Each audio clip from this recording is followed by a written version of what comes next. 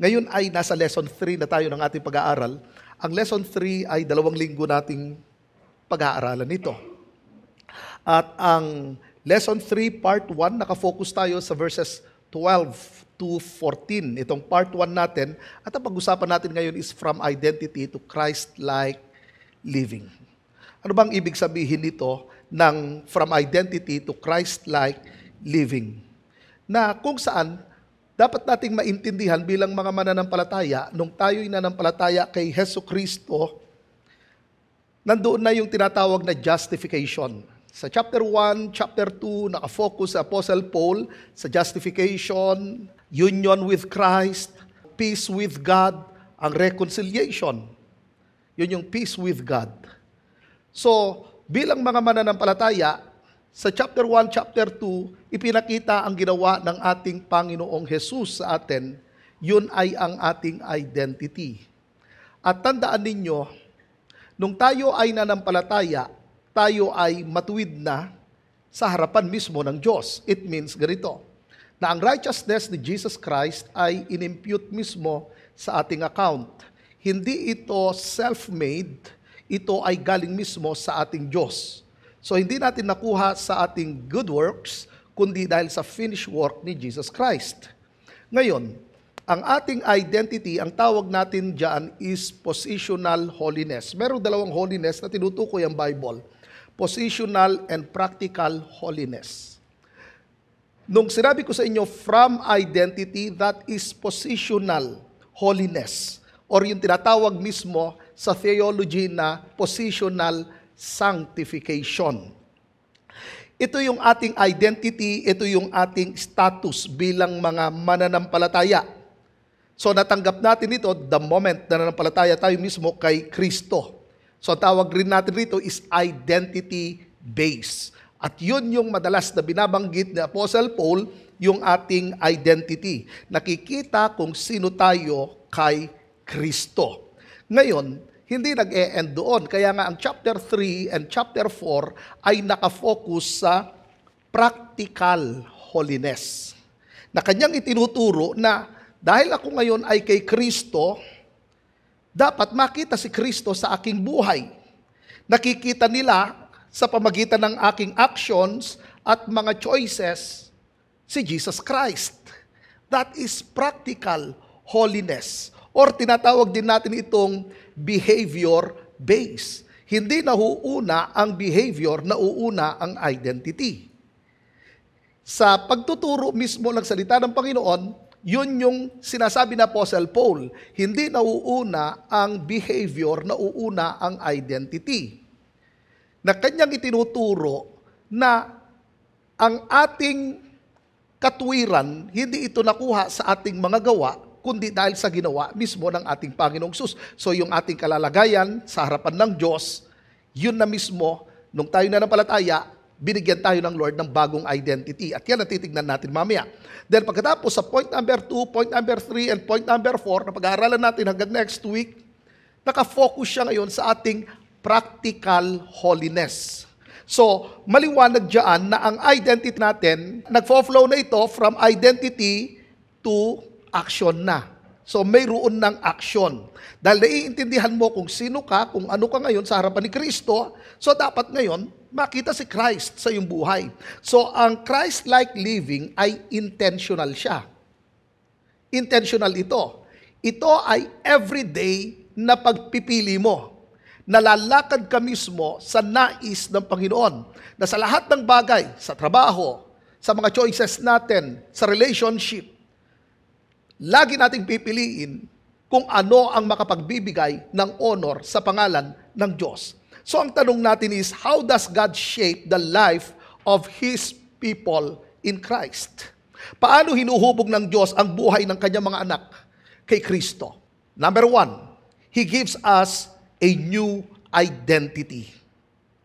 Dito pa lang sa umpisa, kung titignan natin, binigay na ni Apostle Paul kung ano ang identity ng lahat ng mga mananampalataya. Sinabi niya kung sino tayo at kung ano tayo. So kung titignan natin, parang sinasabi mismo ni Apostle Paul, ito muna kayo. Ito yung inyong identity. Kaya ito dapat ang lumabas sa inyo. So ano nga ba yung identity natin? Sinabi ko sa inyo sa mga nakaraan, yung ilan sa mga identity natin. Ngayon, bago sinabi ni Apostle Paul ngayon ang practical holiness, ipinakita niya muna ang tinatawag nating positional holiness, ang ating identity. Ano yan? Verse 12a. Therefore, as God's chosen people, holy and dearly loved. Mayroon siyang tatlo na binanggit na identity ng lahat ng mga mananampalataya. Usapan rito, mga mananampalataya, sino tayo? Ano ngayon yung bagong tayo? At sinabi ni Apostle Paul rito, una dyan is God's chosen people. Ibig sabihin ay ganito, na ang ating relationship sa Diyos ay hindi isang aksidente. Nung tayo'y tinawag ng Panginoon, nung marinig natin ang good news, tinanggap natin ito ng may pananampalataya. Tayo ngayon ay ibinilang na mga anak ng Diyos hindi dahil sa ating mga ginawa, kundi dahil tumugon tayo ng may pananampalataya sa ginawa mismo ni Jesucristo sa atin. So ipinapakita rito na mayroong espesyal na layunin ng Diyos sa atin, na mayroon siyang pagkakatawag sa atin dahil siya ang pumili sa atin. Kaya sinabi niyang, God's chosen people. Kaya lahat ng mga mananampalataya, ikaw ay chosen. Mula sa karamihan, ikaw ay tinawag ng Diyos. Ikaw ay pinabanal ng Panginoon. Sa napakaraming tinawag ng Panginoon, ilan ang tumugon sa Kanya ng may pananampalataya. At isa ka roon sa mga tumugon ng may pananampalataya. Kaya isa sa mga identity mo, chosen people. Pero hindi doon nag-e-end. Ang sinabi roon, holy. Kapag sinabing holy, it means to set apart. Kung pansinin niyo mga sulat ni Apostle Paul, ang tawag niya sa lahat ng mga mananampalataya ay pinabanal. Holy, saints. Kaya nga pansinin niyo sa Ephesians chapter 4, sinabi roon na ang trabaho namin mga pastors, mga apostles, prophets, evangelists, and teachers to equip the saints. Sino yung saints na tinutukoy? Ang lahat ng mga mananampalataya ni Kristo. So kapag ikaw ay nanampalataya kay Kristo, ikaw ay holy. Ikaw ay na-set apart. Ibig sabihin ay ganito. Bagaman nandito ka sa mundo, hindi ka namumuhay na katulad ng mga taga-mundo. Ikaw ay para sa Diyos. Hindi na ang mundo ang gagamit sa iyo, kundi ikaw na ang nagpapagamit sa Panginoon para abutin ang mga nasa mundo. Ikaw ay ambassador ni Christ. Kaya ang tawag sa atin, ambassadors of Christ. Isipin mo kung gaano kabigat yon. Ikaw ay representative ni Jesus Christ. So, bilang representative ni Christ, dahil tayo na set apart, tayo tinawag, tayo pinili, then makita si Christ sa ating buhay. Kasi ito na yung ating identity. Alam nyo, yun ang kahalagahan ng identity. Kung alam mo kung ano yung identity mo, alam mo na kung ano ang lakad na mayroon ka. Kung ano ang dapat mong lakaran bilang isang Kristiyano. So nung sinabi ni Apostle Paul, hindi ka lang chosen people, kundi ikaw ay holy. Ikaw ay na-set apart. Ikaw ay para sa Diyos. Hindi ka nagagamitin ng mundo, kundi ang Diyos na ang gagamit sa iyo. Ikaw na ang instrumento ng Panginoon upang makita si Christ, upang marinig ang message ni Christ para may ipakilala si Christ sa mga hindi pa nakakakilala sa Kanya. At hindi lang roon nag-end. Ito ang napaka-sweet sa lahat. Yung dearly love. Alam niyo, nung sinabi ng salita ng Panginoon, dearly love, hindi natin deserve ito.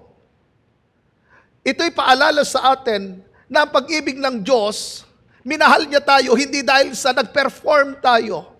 Ang salitang dearly love, ipinakita na noon pa man ng Diyos bago ka palang manampalataya. Yun ang tinuturo ng kanyang salita in Romans chapter 5. Na bago pa lamang tayo nakakilala kay Kristo, inibig na tayo ng Diyos. So isipin mo, kahit hindi mo deserve ang love ng Diyos, ibinigay niya ang kanyang love, pinili niya na mahalin ka. Ganon ang Diyos. At ang kanyang pag-ibig ay sacrificial. Ang kanyang pag-ibig ay unchanging and unconditional. That is dearly love. Yun yung sinasabi ng Lord. So nung sinabi mismo na Apostle Paul, ang dearly love, secure na yon. Na yung kanyang pagmamahal sa atin noon pa man. So hindi nababawasan at hindi nadadagdagan ang pagmamahal ng Diyos sa atin. And sometimes kung tayo nagfe-fail, Hindi nababawasan ang love ng Lord sa atin. Still, mahal pa rin tayo ng Diyos kasi ang kanyang love sa atin ay perfect.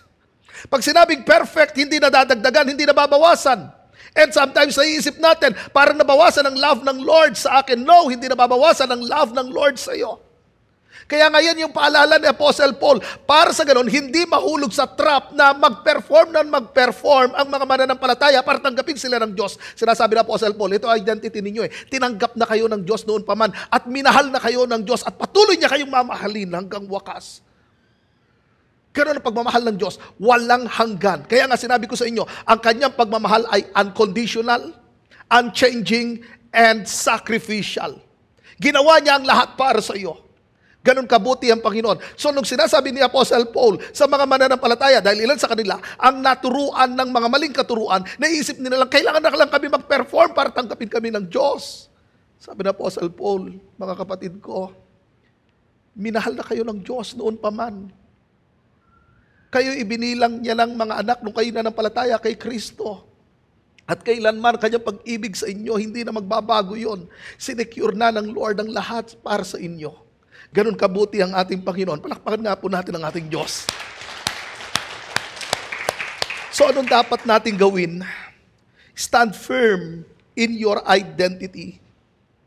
Ibig sabihin nito, dapat tayong manatiling matatag sa kung sino ka kay Kristo.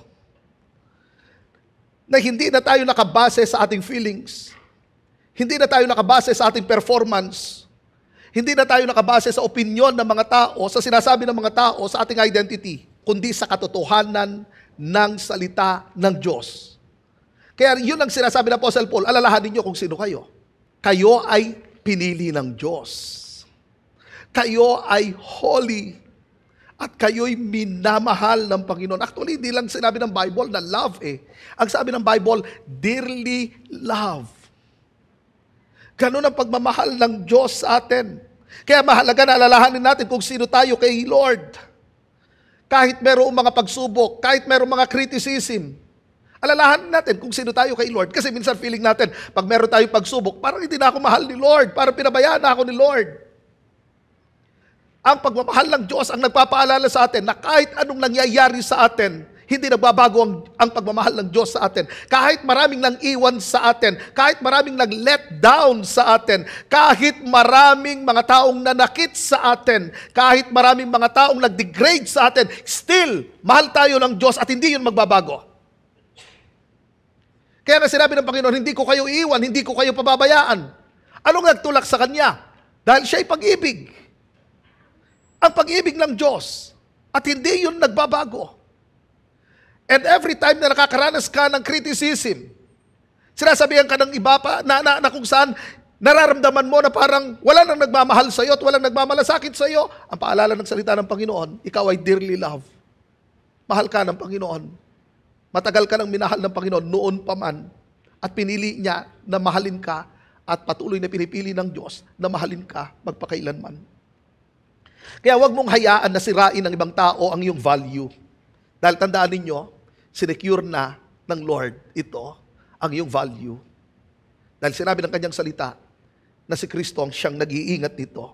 Kaya mga kapatid, mahalaga na mamuhay tayo sa ating identity.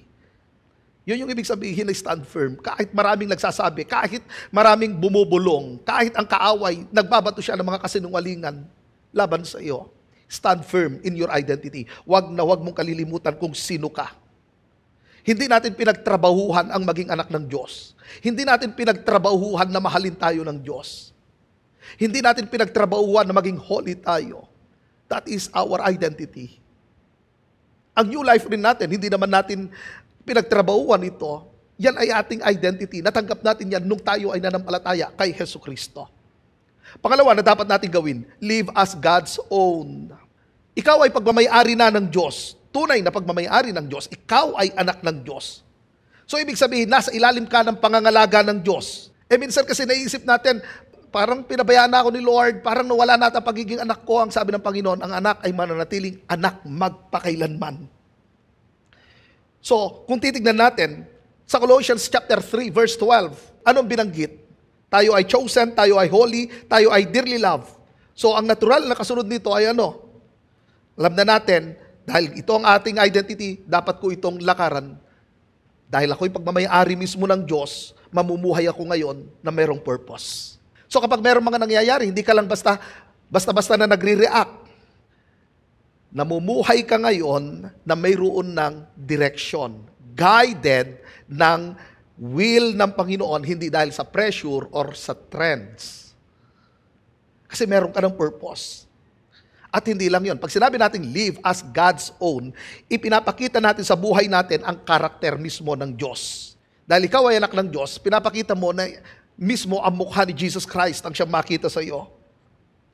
Malinaw na ang mukha ni Yesu Kristo. Anong ibig sabihin? Nakikita sa iyo ang compassion, nakikita sa iyo ang kindness, nakikita sa iyo ang humility, naroon ang gentleness, naroon ang patience, nandun ang forgiveness, nakikita ang love sa iyo. So hindi na ito facade, kundi natural mismo na fruit ito ng pagiging nakay Kristo. Dahil ikaw ay nakay Kristo na. So nag-i-start dito. Binago ang puso mo. Pinalitan ng Diyos ang iyong puso. Inilagay niya ang kanyang banal na Espiritu sa iyo. So naroon ang bunga ng banal na Espiritu. At dahil dala-dala mo ang pangalan ng Diyos, dahil pagmamayari ka niya, dahil anak ka niya, ngayon, makita ang Diyos sa buhay mo. Kasi alam mo na kung sino ka. So alam mo na kung ano ang lakad mo. Pangatlo na dapat natin gawin, rest in God's love.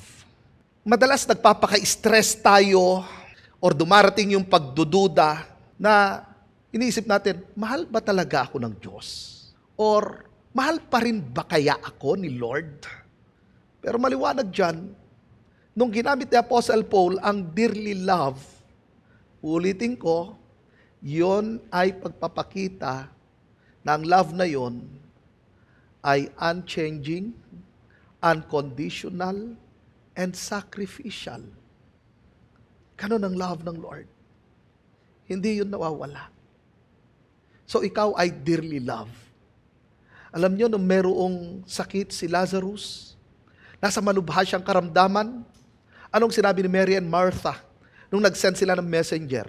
Hindi nila sinabing, si Lazarus may sakit, Lord. Kundi ang sinabi nila, ang minamahal mong kaibigan nasa malubhang karamdaman. Ibang usapan yun. May word na minamahal mong kaibigan. Ganon din. Minamahal ka ni Lord. Kaya, huwag mong pilitin na patunayan mo ang sarili mo sa iba. Kasi madalas ganon tayo eh. Yung dapat patunayan ko ang sarili ko sa iba para matanggap nila ako. Nung sinabi ni Apostle Paul, dearly love, tinanggap ka na ng Lord. Yan na kasi identity mo eh.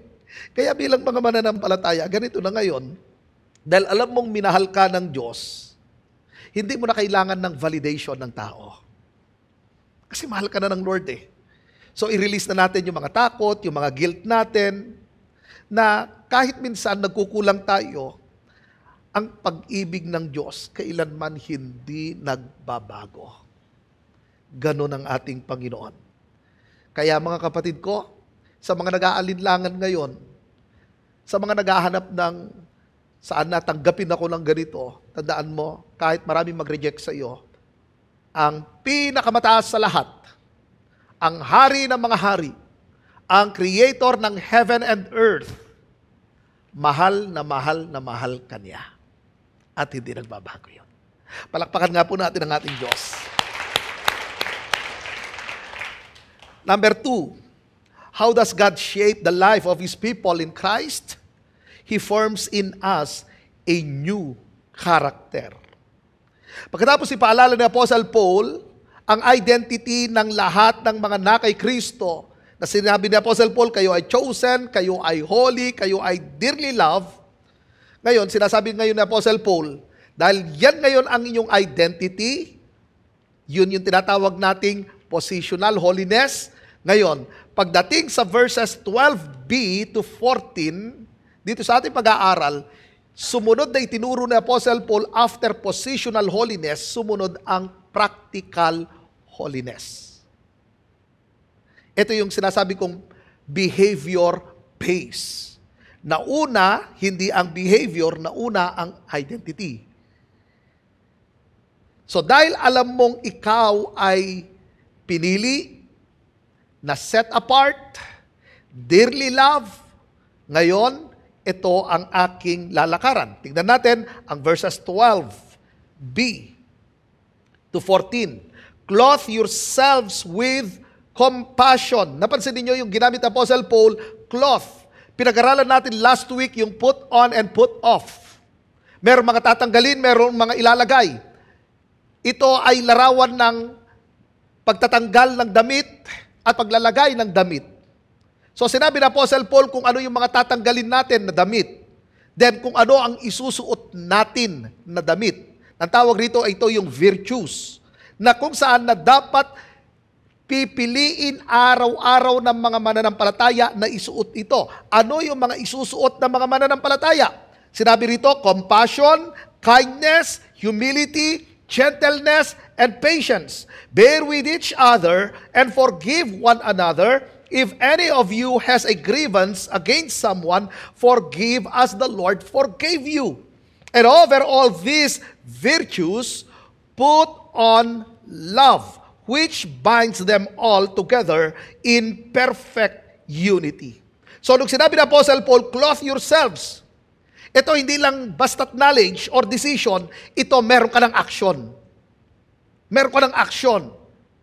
So, yung word na clothe yourself, di ba tayong mga magulang, pag sinabi natin sa ating mga anak, magpalit na kayo, hindi lang basta't marinig nila yon, kundi sila mismo, tatanggalin nila yung marumi ng damit at magpapalit sila ng bagong damit.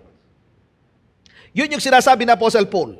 Hindi lang basta't alam ko na magtanggal or maglagay ng bagong damit, kundi isusuot ko na mismo ito. So actionable ito. Hindi lang basta't siya knowledge. Hindi lang hanggang sa decision, meron na siyang action. Hahakbang na ako. So ano ang mga virtues na tinukoy na Apostle Paul rito? Isa-isahin natin. Yung aking binasa kanina. Una ay ang compassion. Ito yung puso na marunong kang makiramdam. Kapag meron kang taong nakikitang nahihirapan, hindi ka manhid. Sabihin mo sa katabi mo, hindi ka manhid. Kundi naantig ka na tumulong sa taong yon.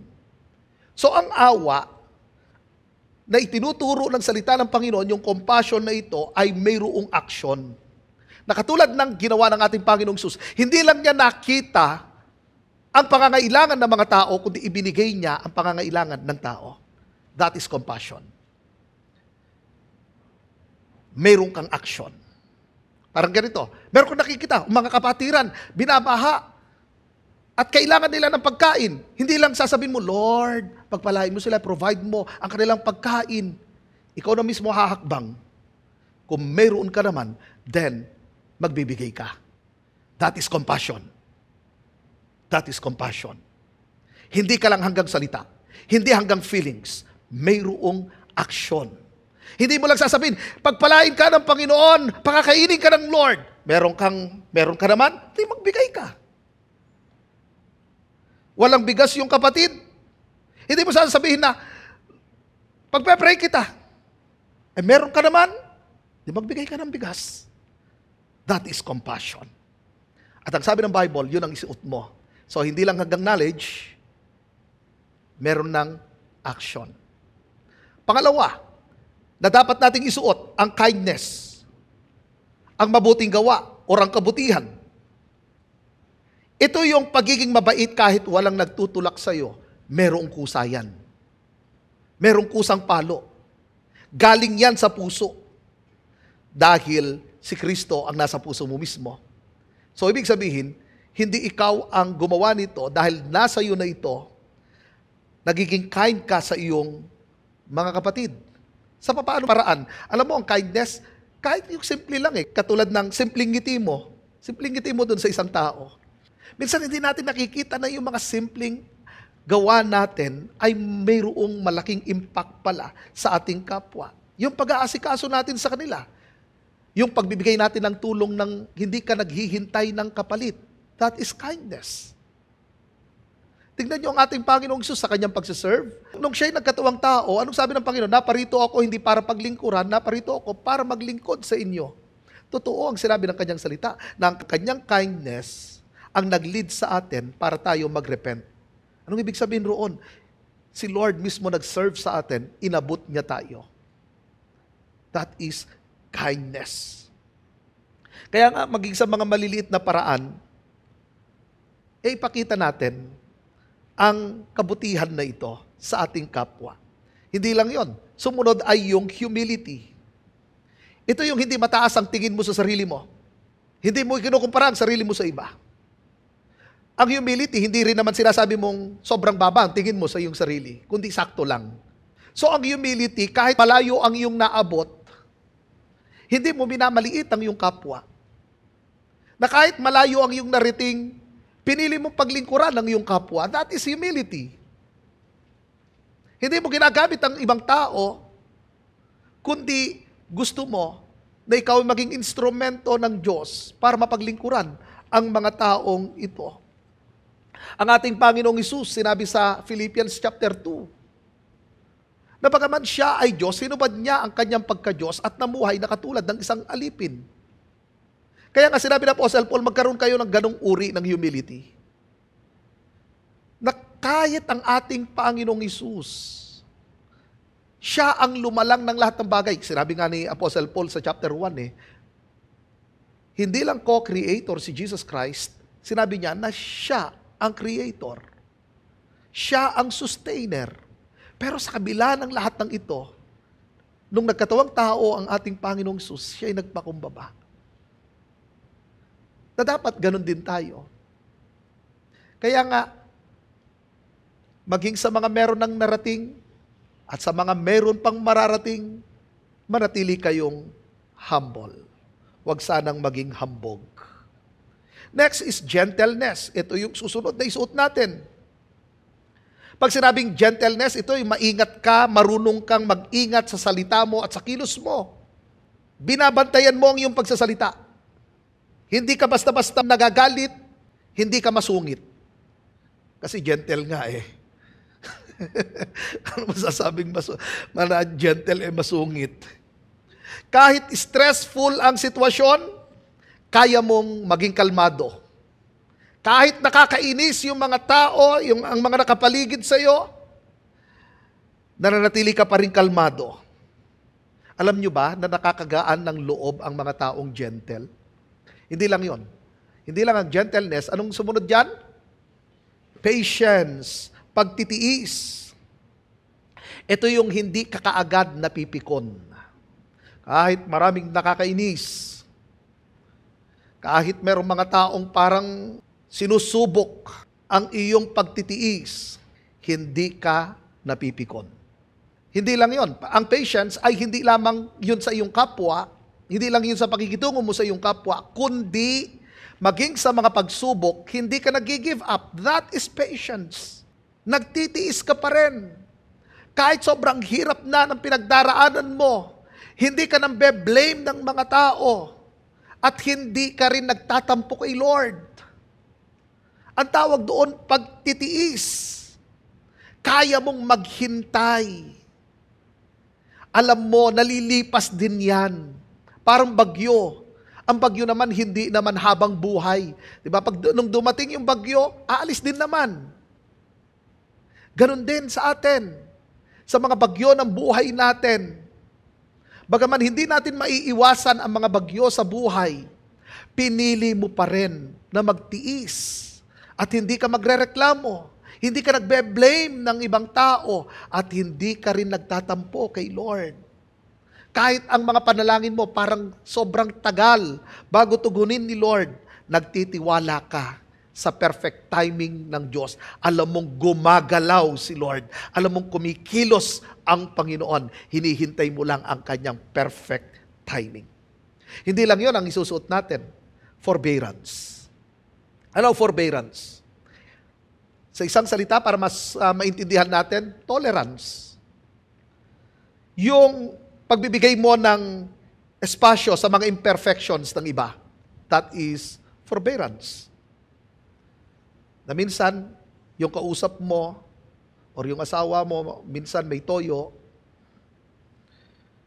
alam mong hindi maganda yung kanyang mood, pinipili mo pa rin unawain ang taong yon. That is forbearance. Hindi lang yon, forgiveness.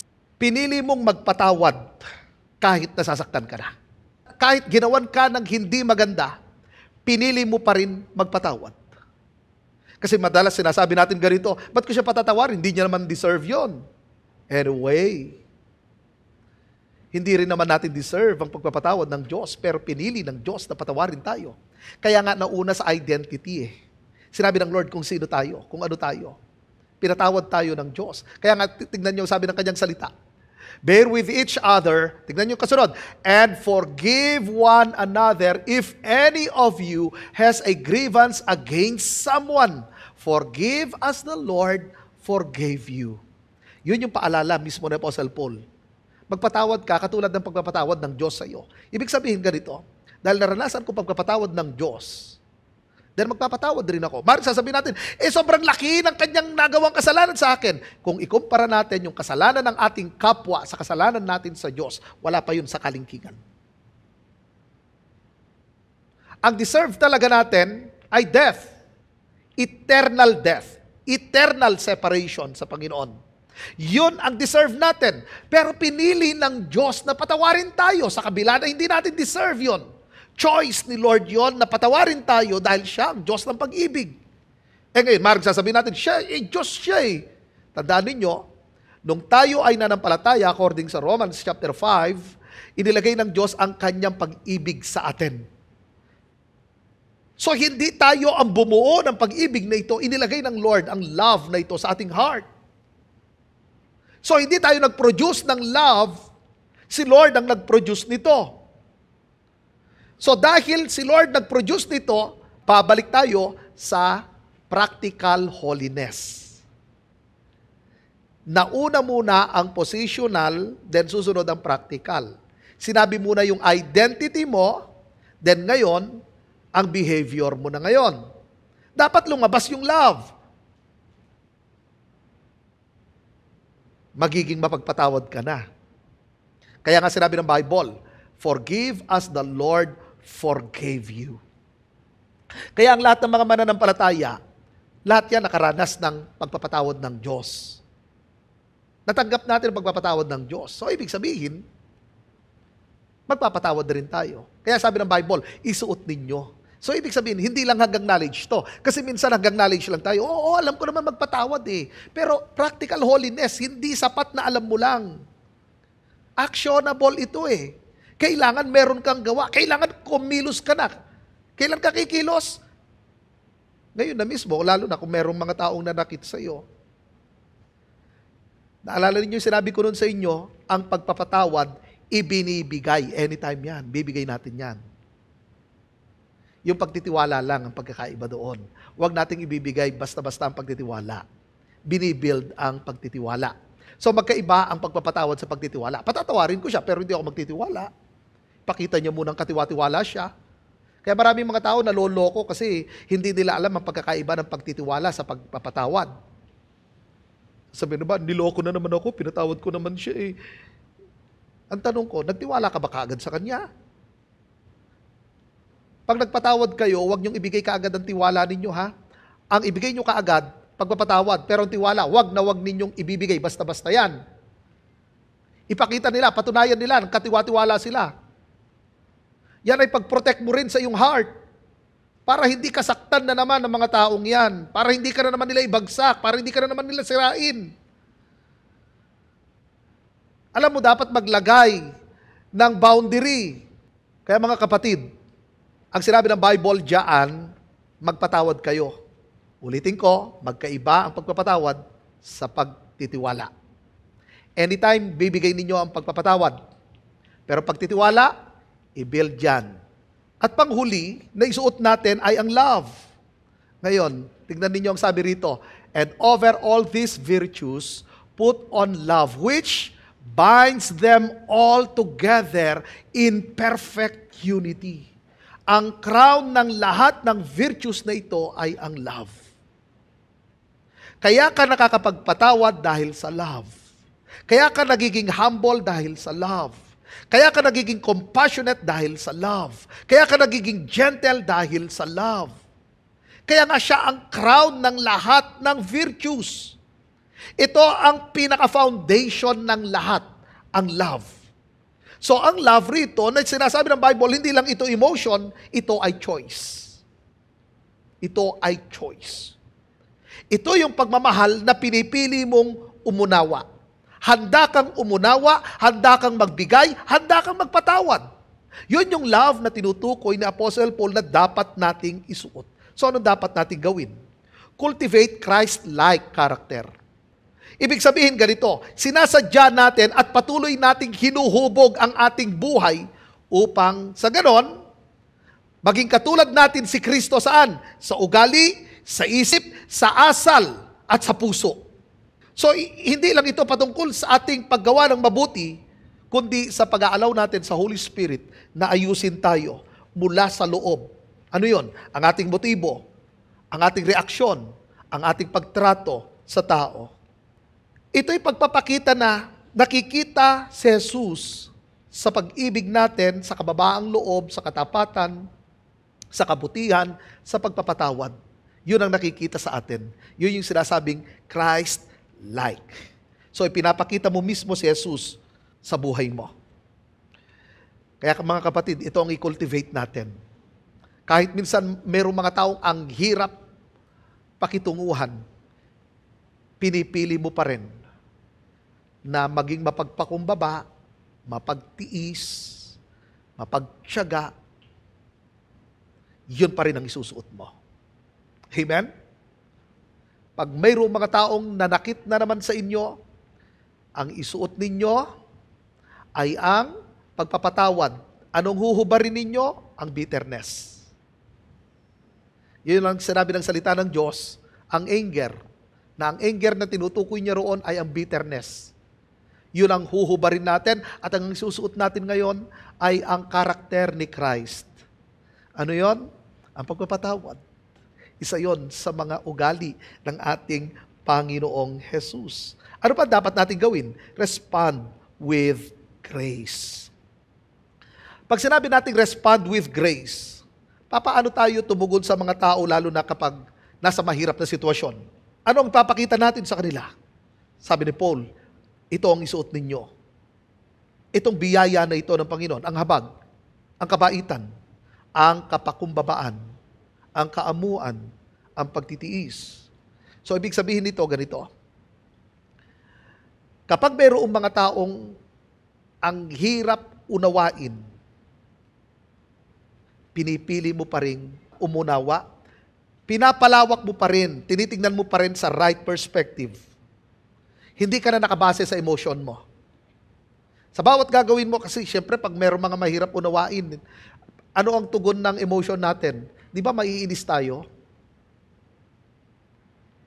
Pero anong gagawin natin? Hindi tayo nakabase sa ating emotion. Hindi tayo nagiging padalos-dalos sa ating pagsasalita. Nagiging maingat na tayo sa ating aksyon, sa ating pag-uugali, sa ating pananalita. Kaya nga, sinama ko na ron pati sa aksyon natin, sa pag-uugali natin, hindi lang sa pagsasalita. Kasi yung iba, nagpigil nga sa salita, pero sa mukha, kung kitang-kita naman. Amen po ba? So, respond with grace. So, pag sinabi na natin respond with grace, tumutugon ka mismo ng may kabaitan. Kahit hindi maganda ang mga nangyayari. Kahit hindi maganda yung ginagawa sa iyo, pinapakita mo pa rin ang kabaitan. Nagpapakita ka ng habag kahit mahirap intindihin yung tao na yon. Ganun mismo ang respond with grace. Kasi natanggap mo ang biyaya ng Diyos, so ang gagawin mo ngayon, tumugon ka ng may biyaya at ipinaparanas mo rin ang biyaya ng Diyos sa mga tao. Pangatlo na dapat natin gawin, prioritize love. Yun ang sinabi ng Apostle Paul na ang crown ng lahat ng virtues na ito ay ang love. Ito ang humahawak sa lahat So napakahalaga talaga ng love. Kasi binabind niya rito ang compassion, ang kindness, ang humility, ang gentleness, ang patience, ang forbearance, and forgiveness. Kaya napakahalaga ng love. So sa ating pag-serve, hindi lang yung mga taong umiibig sa atin ang pinaglilingkuran natin, kundi maging yung mga difficult people, pinipili pa rin natin paglingkuran sila. Kasi, minsan ganito tayo yung gagawan lang natin ng mabuti, yung gumagawa sa atin ng mabuti, tama ba ako? Nagbibigay lang tayo sa mga taong nagbibigay din sa atin. Pero alam niyo, sinabi ng Panginoong Sus, usapan rito yung reward at ugali ng mga mananampalataya. Sinabi niya, kung ang iibigin lang ninyo ay ang mga umiibig sa inyo, anong gantimpala ang inyong matatanggap? Kung ang tutulungan lang ninyo ay ang mga tumutulong sa inyo, anong gantimpala ang inyong matatanggap? So, ganito yon. Ang ugali natin, hindi nakabase sa ugali ng kapwa natin. Nakabase sa identity natin. Ano ang iyong identity? Yung unang pinag-aralan natin, new life. Then sa verse 12b, ipinakita yung tatlong identity natin, chosen.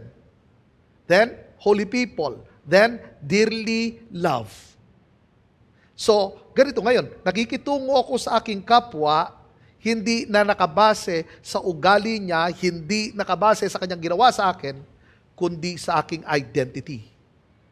Kasi ang mundo, ganito ang principle ng mundo. Kung maganda ang ugali mo sa akin, maganda ang ugali ko sa iyo. Pag bastos ka sa akin, bastos din ako sa iyo. Hindi ganon ang principle ng mga anak ng Diyos. Dahil meron na tayong bagong identity. So bilang mga mananampalataya, kapag sinabi ng prioritize love, tuloy-tuloy tayong mag-grow sa love, na ang ating paglilingkod ay hindi na yung mayroong reservation. Magse-serve na tayo without reservation. Ibig sabihin, ibibigay na natin yung best para kay Lord. Kasama ng sacrifice doon.